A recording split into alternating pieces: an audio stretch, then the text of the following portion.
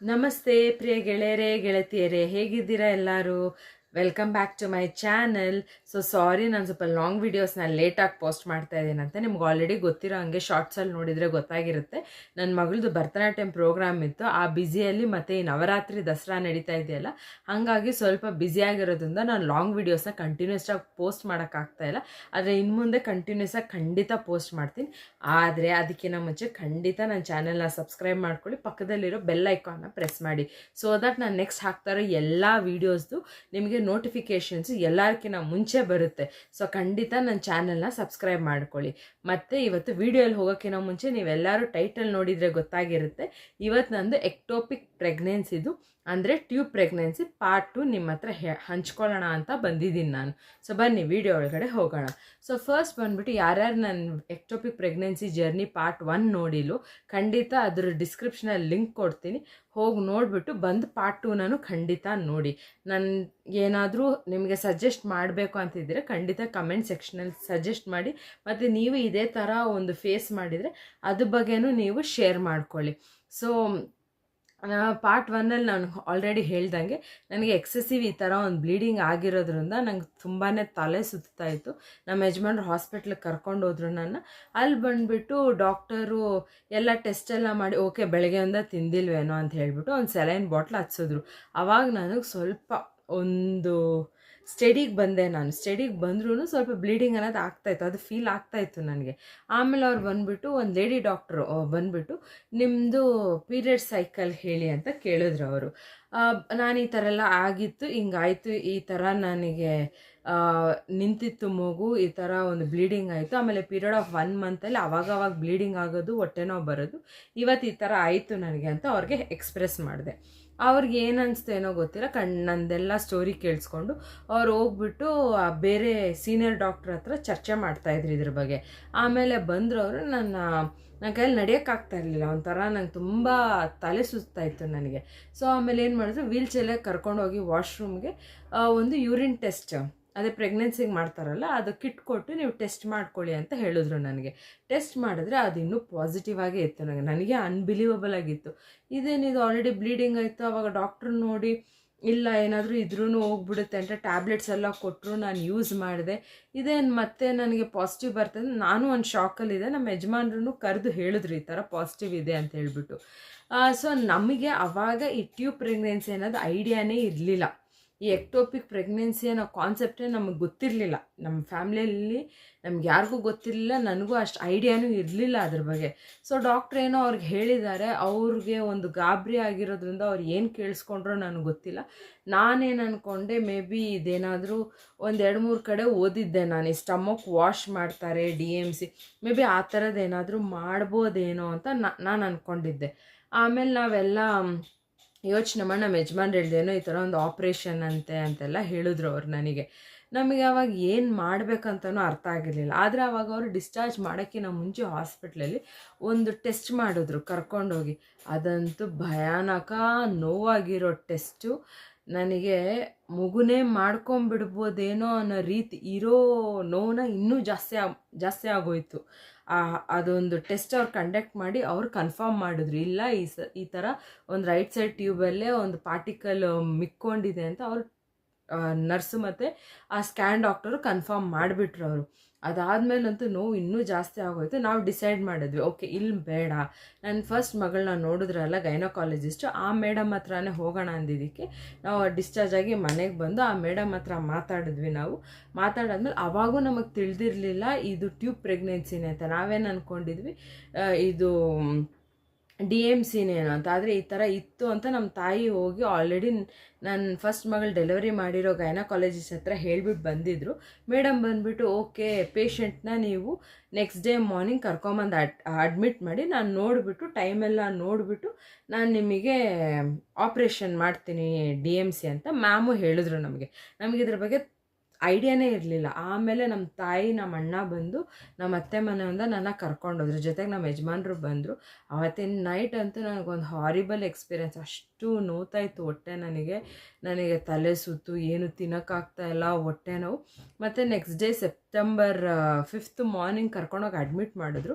ಈ ಫಸ್ಟು ನಾವು September 4th ತಲೆ ಸುತ್ತಾಗ ಒಂದು ಹಾಸ್ಪಿಟ್ಲ್ಗೆ ಹೋಗಿ ಅಡ್ಮಿಟ್ ಆಗಿದ್ನಲ್ಲ ನಾನು, ಅಲ್ಲೂ ಒಂದು ಡಿಸ್ಚಾರ್ಜ್ ಸಮ್ಮರಿ ಅಂತ ಒಂದು ಕೊಟ್ಟಿದ್ರು. ಇವ್ರು ಸೇರಿದಾಗ ಹೆಂಗಿದ್ರು, ಡಿಸ್ಚಾರ್ಜ್ ಆಗೋ ಟೈಮಲ್ಲಿ ಇವ್ರಿಗೆ ಏನೇನು ಕಾಂಪ್ಲಿಕೇಶನ್ಸ್ ಇತ್ತು, ಅವ್ರ ಓನ್ ರಿಸ್ಕಲ್ಲಿ ಡಿಸ್ಚಾರ್ಜ್ ಆಗಿದ್ರು. ಆದರೆ ನಾವು ಈ ಥರ ಒಂದು ಸಜೆಸ್ಟ್ ಮಾಡಿದ್ವಿ ಅಂತ ಅವ್ರು ಒಂದು ಡಿಸ್ಚಾರ್ಜ್ ಸಮ್ಮರಿ ಕೊಟ್ಟಿದ್ರು ಅವರು. ಅದನ್ನು ಬಂದುಬಿಟ್ಟು ನೆಕ್ಸ್ಟ್ ಡೇ ನಾನು ಅಡ್ಮಿಟ್ ಆಗಿರೋ ನಮ್ಮ ಗೈನಕಾಲಜಿಸ್ಟಿಗೆ ತೋರಿಸಿದ್ವಿ ನಾವು.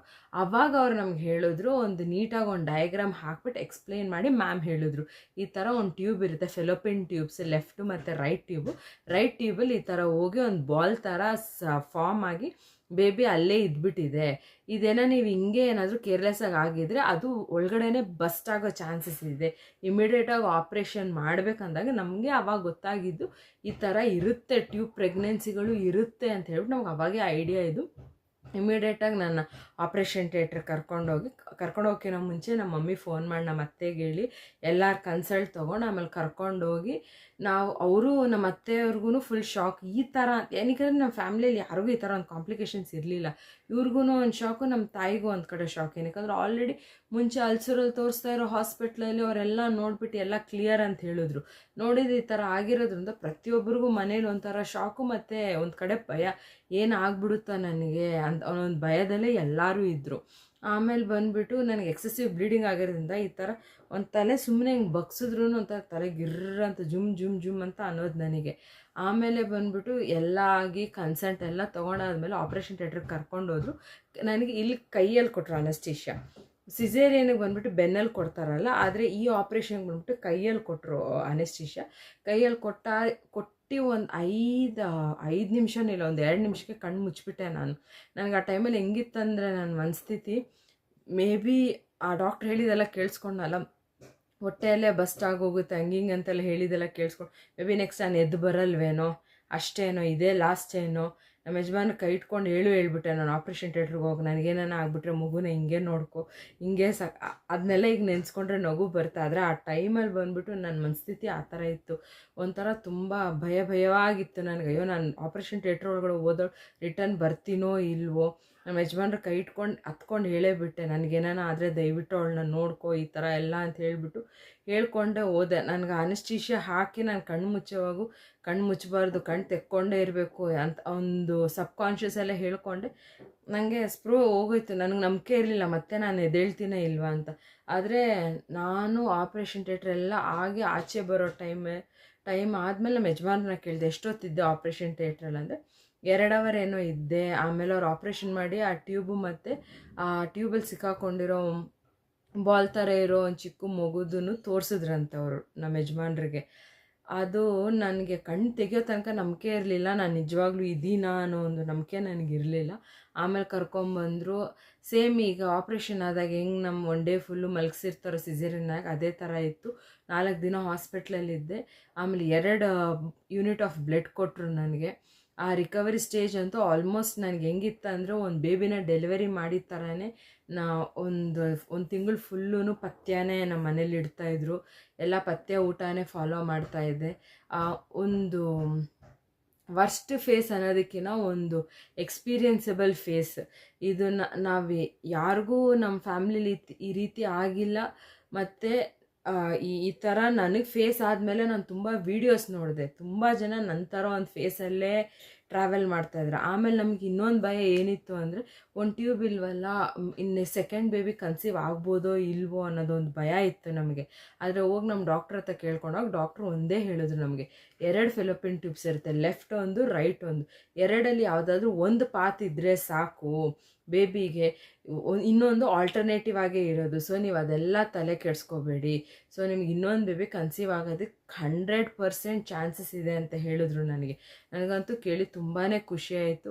ಆದರೆ ಒಂದು ರಿಕವರಿಗೆ ಮಾತ್ರ ನಂಗೆ ಆಲ್ಮೋಸ್ಟ್ ಒಂದು 2 ಮಂತ್ಸ್ ಹಿಡಿತು. ಅದರಿಂದ ಒಂದು ಆಚೆ ಬಂದು ರಿಕವರಿ ಆಗೋದಕ್ಕೆ ತುಂಬ ಟೈಮ್ ಹಿಡಿತು. ನಾನು ಮಾಡಿರೋ ತಪ್ಪು ಖಂಡಿತ ನೀವು ಯಾರೂ ಮಾಡಬೇಡಿ.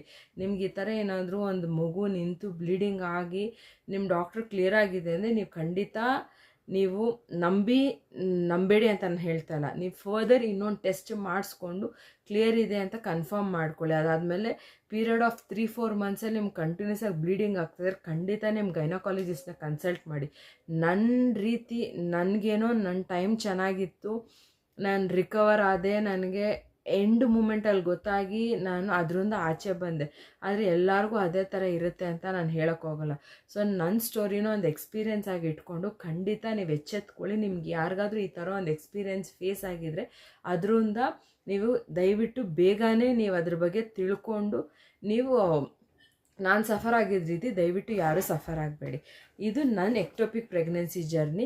ಇದು ನಿಮ್ಗೆ ಇಂಟ್ರೆಸ್ಟಿಂಗ್ ಆಗಿತ್ತು ಅಂತ ನಾನು ತಿಳ್ಕೊಂಡಿದ್ದೀನಿ. ಮತ್ತು ಖಂಡಿತ ನನ್ನ ಚಾನಲ್ನ ಸಬ್ಸ್ಕ್ರೈಬ್ ಮಾಡ್ಕೊಳ್ಳಿ, ಪಕ್ಕದಲ್ಲಿರೋ ಬೆಲ್ ಐಕಾನ್ನ ಪ್ರೆಸ್ ಮಾಡಿ, ಲೈಕ್ ಮಾಡಿ, ಕಮೆಂಟ್ ಮಾಡಿ, ಶೇರ್ ಮಾಡಿ. ಆ್ಯಂಡ್ ನಿಮ್ಮ ಸಬ್ಸ್ಕ್ರಿಪ್ಷನ್ ದ್ವಾರಾನೇ ನನ್ನಂಥ ಬಿಗನರ್ಸ್ನ ನೀವು ಸಪೋರ್ಟ್ ಮಾಡೋದಕ್ಕೆ ಸಾಧ್ಯ. ಮತ್ತು ಮುಂದೆ ತುಂಬ ಇಂಟ್ರೆಸ್ಟಿಂಗ್ ವೀಡಿಯೋಸ್ನ ಹಾಕ್ತಾಯಿದ್ದೀನಿ. ಖಂಡಿತ ಆ ವಿಡಿಯೋಸ್ನೆಲ್ಲ ನೋಡಿ ನನ್ನ ಸಪೋರ್ಟ್ ಮಾಡಿ.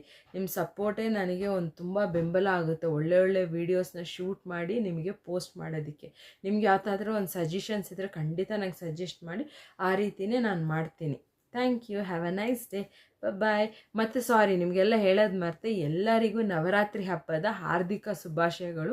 ಡೈಲಿ ನಾನು ಶಾರ್ಟ್ಸಲ್ಲಿ ನಮ್ಮ ದೇವಸ್ಥಾನದಲ್ಲಿ ನಡೀತಾ ಇರೋ ವಿಶೇಷವಾಗಿರೋ ನವರಾತ್ರಿ ಅಲಂಕಾರಗಳನ್ನೂ ನಾನು ಡೈಲಿ ಪೋಸ್ಟ್ ಮಾಡ್ತಾಯಿದ್ದೀನಿ. ಖಂಡಿತ ಆ ತಾಯಿ ಆಶೀರ್ವಾದ ನಿಮಗೆಲ್ಲರಿಗೂ ಸಿಗಲಿ ಅಂತ ನಾನು ಕೋರ್ಕೊತಾ ಇದ್ದೀನಿ. Have a nice day. Bye.